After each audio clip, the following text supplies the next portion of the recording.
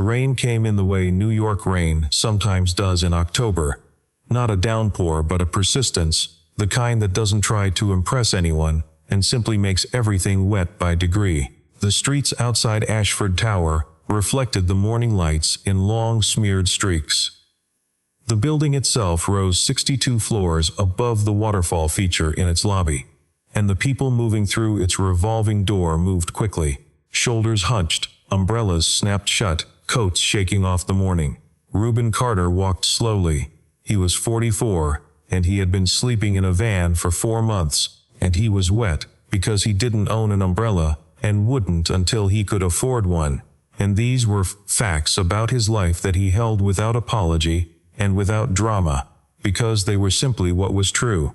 He wore a work jacket, the heavy brown canvas kind that had been designed for outdoor labor and had done exactly that for years, and which now showed the evidence of it. Work boots, with the lug soles, jeans that had been washed too many times to have a color anymore. In his right hand he held a wallet, black leather, full.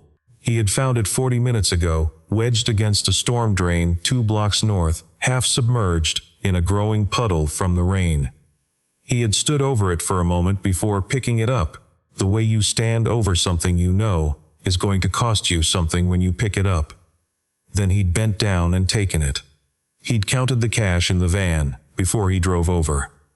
$18,000 in $100 bills, a black card, the kind that doesn't have a credit limit you'd find on a form, a driver's license with an address that matched this building. And folded in the inner pocket, a small piece of paper with handwriting on it.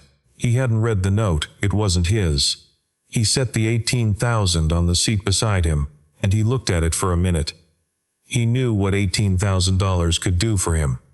He'd done the math before, in the restless way you do math at 2 in the morning in a parking lot when you're trying to figure out what's possible.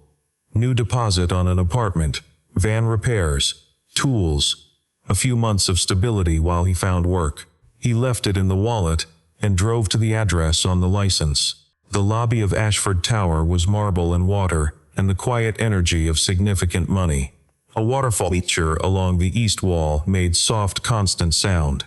The floors reflected the overhead light so cleanly they looked wet even when dry. There were 3 security personnel visible from the entrance. One at a desk, one near the elevator bank, one moving slowly along the far wall. Gavin Rhodes intercepted him before he reached the reception desk. Gavin was 51 and wore his authority in the way men do, when the authority is the most substantial thing they possess. Dark suit, earpiece, the posture of someone who has learned to make physical presence do the work of language. "Sir," he said, not a greeting, a barrier. Reuben stopped. "I'm looking for Henry Ashford. I found his wallet." Gavin looked at the wallet. He looked at Reuben's jacket, at the water on his boots, at the 3 seconds of calculation that a certain kind of person does when deciding who is worth being believed. "I'll need you to step back." "I don't need to step in," Reuben said. "I need to return this." He placed the wallet on the reception counter. The receptionist looked at it, then at Gavin. Gavin picked it up. He opened it. He saw the cash, all of it, none of it removed, each bill in the same order a wallet contains bills when no one has moved them. He saw $18,000 that a man in a worn work jacket had handed over without apparent hesitation. His expression did not soften. "Where did you get this?" he said. "Storm drain on West 54th, 2 blocks north. I found it. I counted it. I drove here." "You drove here?" "Yes, and you just happened to find Henry Ashford's wallet." Reuben looked at him. He did not say, "What do you think happened?" He did not say, "Do you have any idea what this money could have done for me?" He looked at Gavin Rhodes with the particular patience of a man who has encountered this species of disbelief before, and has stopped being surprised by it, though never quite stopped feeling it. "I found it in a puddle," he said. "I'm returning it." Gavin pressed the radio on his lapel and spoke quietly. Then he set the wallet on the counter between them and crossed his arms. "Where are you from?" he said. "Brooklyn originally." "Where are you staying?" "That's not relevant to the wallet. I need to establish who I'm dealing with." "You're dealing with someone returning an $18,000 wallet," Reuben said. That's the entirety of who you need to know about. Two people in business attire who had been moving through the lobby had slowed. Not stopping, that would be too obvious, but slowing, in the way of people who sense that something worth watching is happening. Gavin said, "Guys like you usually have a story. Something that explains the righteous act. What are you looking for?" Reuben said, "I'm looking for the person whose name is on the license inside that wallet, that's all. I should be calling the police." "Call them," Reuben said, "and then count the money with them present. I want the count on record." Gavin had not expected that answer. He did not call the police. Behind him, an elevator opened and a woman in her late 50s stepped out, Margaret Ellis, who had been Henry Ashford's executive assistant for 11 years, and who had the kind of awareness that comes from years of noticing things before they became crises. She walked toward the reception desk with the efficiency of someone whose time was structured, and then she saw the wallet on the counter, and she stopped. She crossed the lobby in 8 steps. She opened the wallet without asking permission. She went directly to the inner pocket. She removed the folded piece of paper and held it, and her face changed in a way that had nothing to do with professional composure. "Where did you find this?" she said. "Storm drain on West 54th, Reuben said. Rain was getting heavier. Another hour and the drain would have taken it. Margaret looked at the note. She looked at Reuben. Gavin said, "Margaret, I'm handling." "No," she said. "You almost didn't handle this correctly." She turned to Reuben. "Mr. Ashford will want to meet you." Gavin said, "You're taking him up to 62? Margaret looked at him with the expression of someone who is finished explaining. "He returned everything that was in this wallet," she said. "That includes something that can't be replaced." She led Reuben to the elevator. Henry Ashford's office occupied the eastern corner of the 62nd floor and looked out over a city that, from this height, appeared entirely organized, everything in neat lines, everything visible. Henry himself was standing at the window when they came in, his back to the door. And he turned at the sound of Margaret's footsteps with the particular slowness of a man who has learned not to expect much from interruptions. He was 64, gray at the temples and through the whole of his close-cropped hair, the kind of thin that comes from years of eating at desks and forgetting about it. He looked at Margaret, and then at the man behind her, and then at the wallet in Margaret's hand. He crossed the room in 4 steps. He opened the wallet. He looked at the cash, the cards, the license. Then he went to the inner pocket and took the folded piece of paper out and held it, and he stood there with it in his hands for a moment. That was private in the way moments become private when they contain something you've been carrying. Alone, he looked at Reuben. "Did you read this?" he said. "No, it wasn't mine to read." Henry unfolded it carefully and read it again, though it was clear he already knew what it said. The paper was old, not worn from age but from handling, from being folded and unfolded so many times the creases had gone soft. He said, "She gave me this 7 years ago. I lost the wallet 2 years ago and I thought..." He stopped. "I thought it was gone." Reuben waited. Henry looked at him. "You counted the money?" "Yes. To make sure I was returning the right amount. You could have kept it." "I know. Why didn't you?" Reuben looked out the window at the city, laid out below them. "Because I'm poor, not because I'm a thief. And I'd like to keep that distinction clean." Henry set the note on his desk. He looked at it. Then he opened a drawer and removed an envelope and set it between them. "I'd like you to take this," he said. "It's the least. It's appropriate for what you did." Reuben looked at the envelope. "I didn't return it for a reward. I know that. Then I'll decline." Henry left the envelope on the desk. He said, "What's your name?" "Reuben Carter." "What do you do, Mr. Carter?" "I used to supervise site safety on construction projects. I've been between positions." Henry said, "How long?" "Long enough to be staying in my van." He said it without inflection, not asking for sympathy, not volunteering more than the question required. Henry nodded. He didn't offer anything further at that moment, no promise, no expression of shock. He simply absorbed it. He said, "I appreciate you coming here." Reuben picked up his Hoso bag from the floor. "I hope the note means what it looks like it means to you." He paused.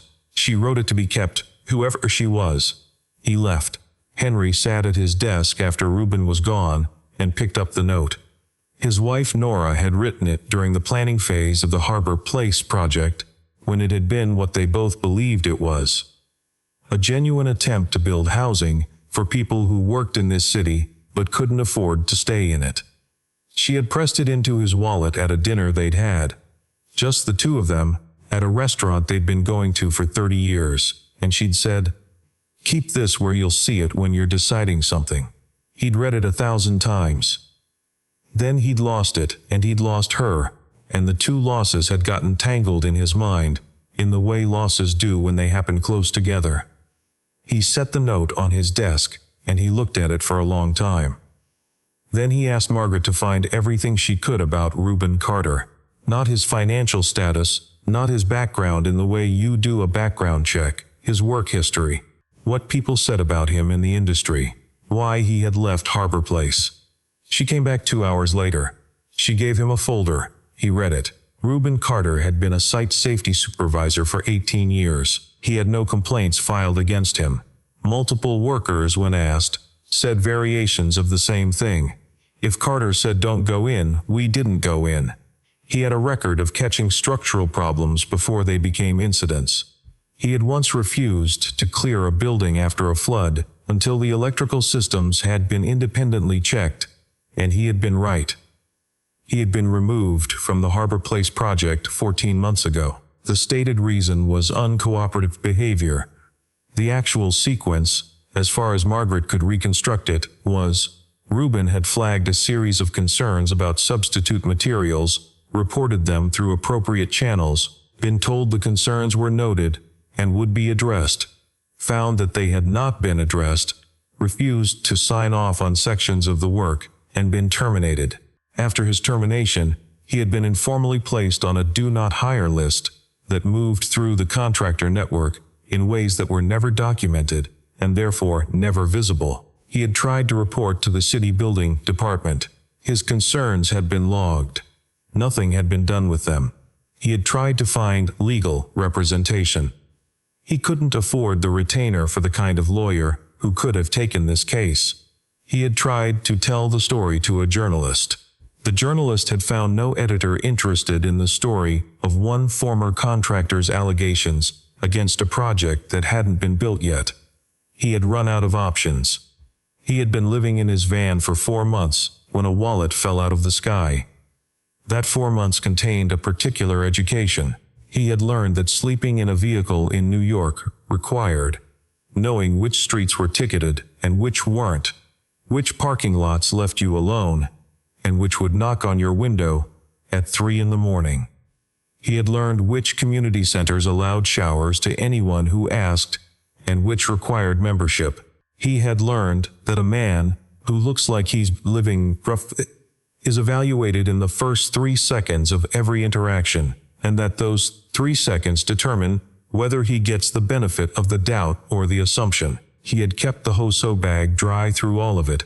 The bag was military surplus waterproofing with a roll-top seal, the kind used by river guides, not particularly expensive, purchased years ago for a caking trip he'd taken with a crew he'd worked with. One of the better weekends he remembered from before. He had transferred his Harbor Place documentation into it, the day he realized he was going to have to leave his apartment. Everything else had been sorted into what he could sell, what he could store at his sister's, and what he couldn't take with him. The Hoso bag had not been a hard decision. Inside it, photographs he had taken with his phone and printed at a FedEx store before his account was canceled, showing the cracks in the basement utility corridor at specific dated intervals.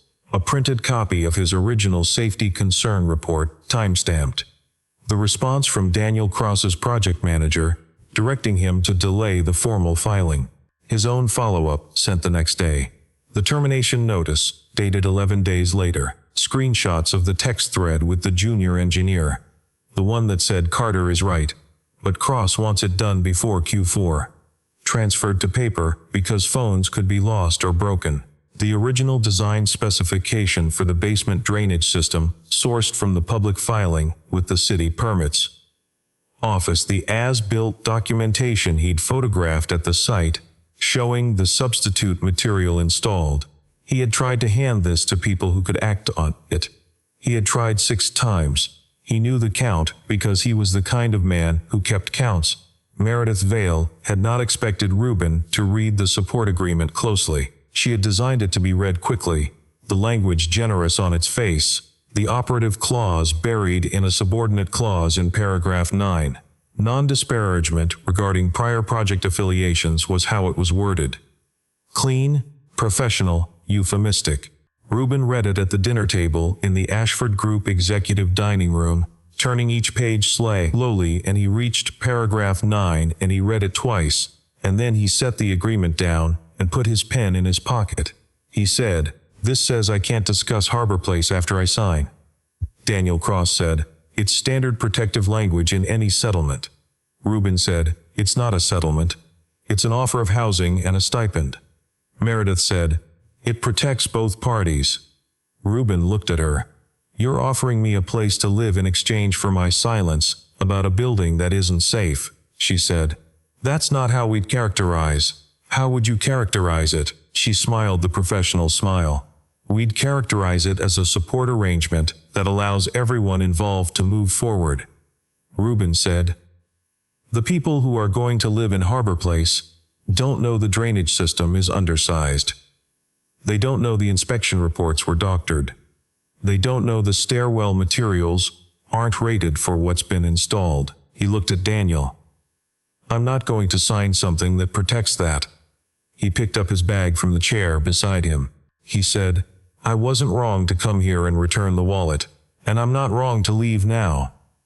He walked out of the executive dining room and took the elevator to the lobby and went back to his van, and he sat in it in the rain, and he looked at the Hoso bag, and he thought about what came next. He had not expected Henry Ashford to call. He had not expected any of this to result in anything. He had told himself that returning the wallet was its own conclusion, that he had done the right thing, and that the right thing had no guaranteed consequence. He had believed this before, and he believed it now, and he had gone back to his van, prepared to continue doing the patient work of waiting for an outcome he couldn't control. When the phone rang and the voice on the other end said, "I had an engineer look at the building, and you were right," Reuben had sat very still for a long moment. He had said, "You believe me," not because he needed the validation, because he needed to know what he was walking into. The voice said, "Yes, not because I want to manage it." Reuben had heard that distinction before in the negative, people who had believed him exactly as much as managing it required. He heard the difference in this voice. He said, "I'll come in." He had run out of options. Henry read all of this. Then he called Daniel Cross.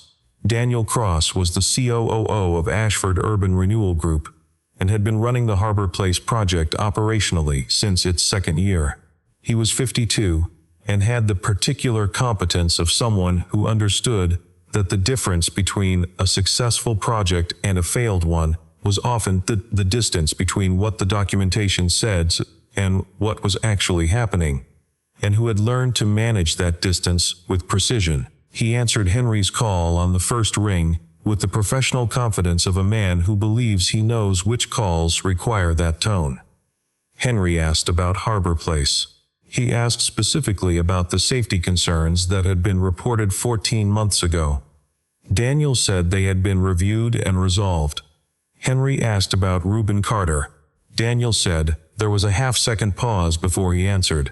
Henry noted the pause. In 40 years of business, he had learned to notice pauses. Daniel said Carter had been a difficult contractor who had escalated routine concerns beyond appropriate channels and had been let go as a result. Henry said, "I'd like to see the documentation on that." Daniel said he would arrange it. Henry said, "Today." Meredith Vale, the group's communications director, heard about Reuben returning the wallet through Margaret's assistant by 4 o'clock that afternoon, and she saw it immediately for what it could be. A story. A man sleeping in a van, $18,000, returned without hesitation. Billionaire's lost wallet comes home with its contents intact. She had built a proposal by 5. Henry as benefactor, Reuben as beneficiary. A public moment that would land beautifully. Human interest, dignity, generosity, all the ingredients. She sent it to Henry with a subject line that said, "This is the story we should tell." He read it. He called her. He said, "I want to understand what happened to this man before I make him into a story." She said the story didn't require understanding the prior employment situation. He said, "It does for me." She said, "Henry, we have a window here. If we don't frame this properly, someone else will." He said, "Then someone else will." He hung up. 2 days later, Daniel sent the documentation package Henry had requested. It was thorough in the way things are thorough, when they have been carefully assembled to look complete. Reuben's termination report. The relevant sign-off sheets for the sections in question. The safety review correspondence that indicated concerns had been addressed. Henry read it. He called an independent structural engineer, a firm he had used on projects years ago, before Daniel had his current role, a firm that had no relationship to Harbor Place. He asked them to inspect 3 areas of the building. He said it was for his own assurance. He asked them to report to him directly. They went in on Thursday. They called him Friday morning. Henry listened to the report, and he did not interrupt, and when it was finished, he asked 2 follow-up questions, and listened to those answers also. Then he thanked them and ended the call, and sat at his desk with his hands flat on the surface. Reuben Carter had been right. The cracks in the basement utilities section were real. The stairwell cladding on floors 7 through 9 did not meet fire code. A portion of the drainage system had been substituted with material rated for a lower load than the design specified. The inspection reports in Daniel's package referenced dates that did not align with the engineer's assessment of the construction timeline. Henry picked up the note from his desk. Build places where people can stand without begging to belong. He read it for the last time as a private grief, and the first time as an obligation. He had Reuben's phone number from Margaret. He called it directly. Reuben answered from the van, the sound of city noise in the background, the particular quality of a call taken in a small enclosed space. Henry said, "I had an independent engineer look at 3 areas of Harbor Place. You were right. I want you to come in and show me everything you have." Reuben was quiet for a moment. "You believe me?" "Yes, not because you want to manage it."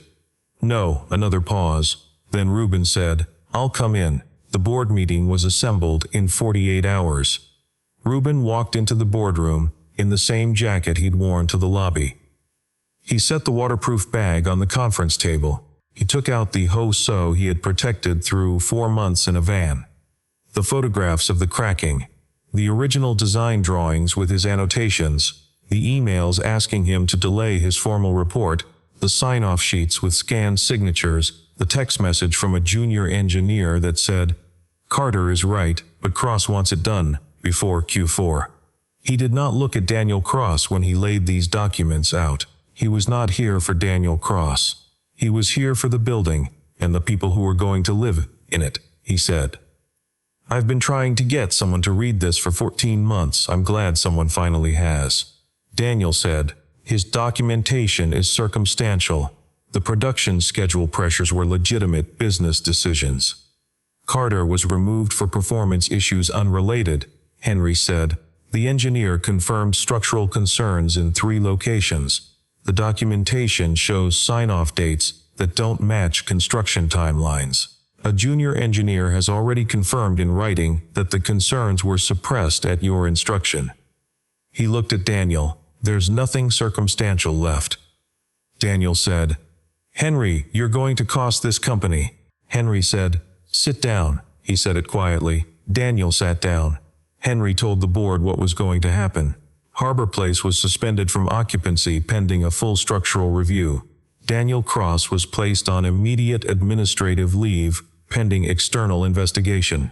Gavin Rhodes was terminated for his conduct in the lobby and for providing a false account of Reuben's behavior. Meredith Vale was removed from any communications role related to the Harbor Place matter. Every subcontractor who had been pressured to sign off on conditions they knew were non-compliant was extended legal protection for cooperation with the investigation. And Reuben Carter, he said, would be offered a contract as independent safety consultant, not as a favor, not as compensation, but because he was the most qualified person in the room to oversee the correction of what had been done wrong. After the meeting, Henry walked Reuben to the elevator himself. He said, "Thank you for coming back." "I didn't come back for this," Reuben said. "I came because the building isn't safe." "I know." The elevator opened. Reuben said, "She wrote something true, whoever she was." He nodded toward the office where the note was still on the desk. "She understood what it means to build something," Reuben said. "Not just the structure, what it means."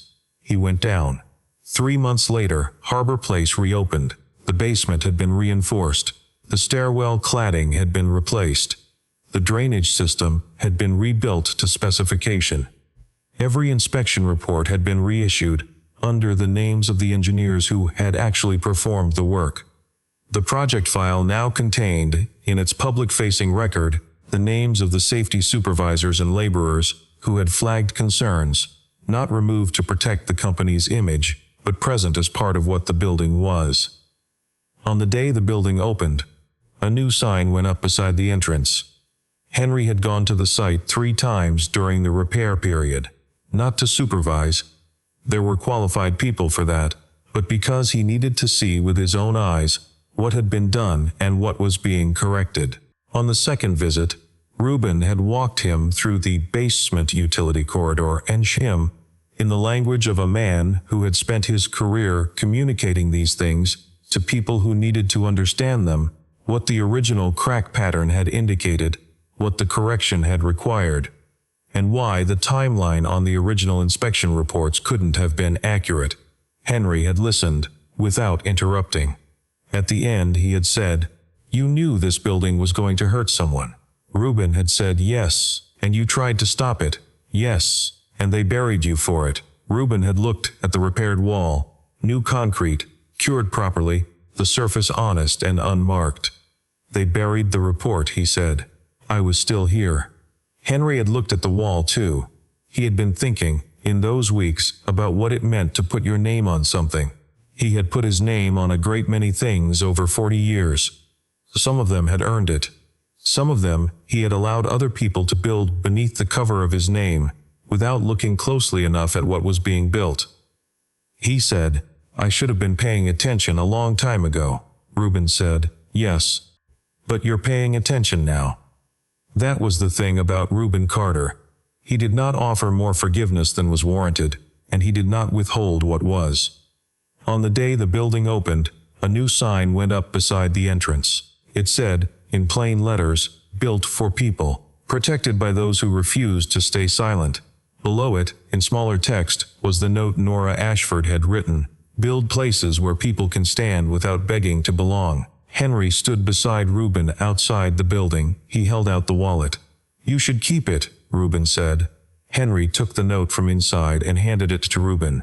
"A copy of this is already here," he said, nodding at the sign. "This one belongs with the person who proved she meant it." Reuben held the paper. He looked at it for a long moment.